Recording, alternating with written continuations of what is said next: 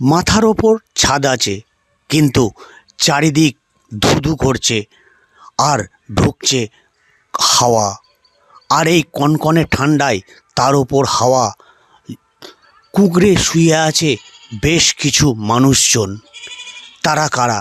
তারা আর কেউ নয়, ভবঘুরে ভিখিরি থেকে আরম্ভ করে এই সমস্ত ধরনের মানুষরা। আর সেই ভিখারি এবং ভবঘুরেদের পাশে দাঁড়ালো পূর্বস্থলীর সাংস্কৃতিক মঞ্চ। তাদের এই ঠান্ডায় কষ্টের কথা মাথায় রেখেই নিজেদের মধ্য চাঁদা তুলে তাদের হাতে কম্বল তুলে দিল পূর্বস্থলী সাংস্কৃতিক মঞ্চ। এই যে তাদের মহান উদ্যোগ, এই বিষয়ে কোনো সন্দেহ নেই।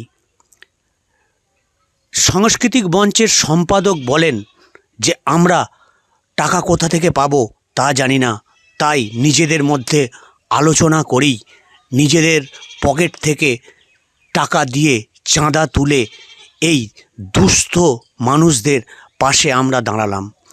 প্রথমেই 10টি কম্বল বিতরণ করা হয়েছে গতকাল শুক্রবার রাতে।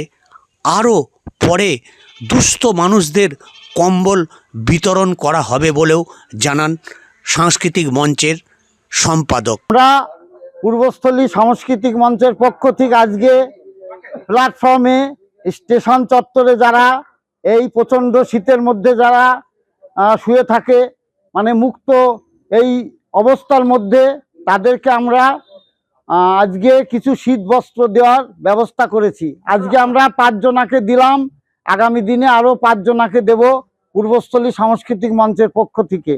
আমরা মনে করেছি সাংস্কৃতিক মঞ্চের পক্ষ থেকে যে এই প্রচণ্ড শীত, মানে যেখানে আমরা ঘরের মধ্যে থাকতে পারছি না, দরজা জানলা বন্ধ করে 2-3টে কম্বল চাপা দিয়ে সেখানে এই প্রচণ্ড শীতের মধ্যে এনারা এই মুক্ত অবস্থায় কি করে থাকছেন, এটা দেখে আমাদের সাংস্কৃতিক মঞ্চের পক্ষ থেকে আমরা অনুভব করলাম যে আমরা যারা এইভাবে স্টেশন চত্বরে থাকেন তাদেরকে কিছু শীতবস্ত্র দেব।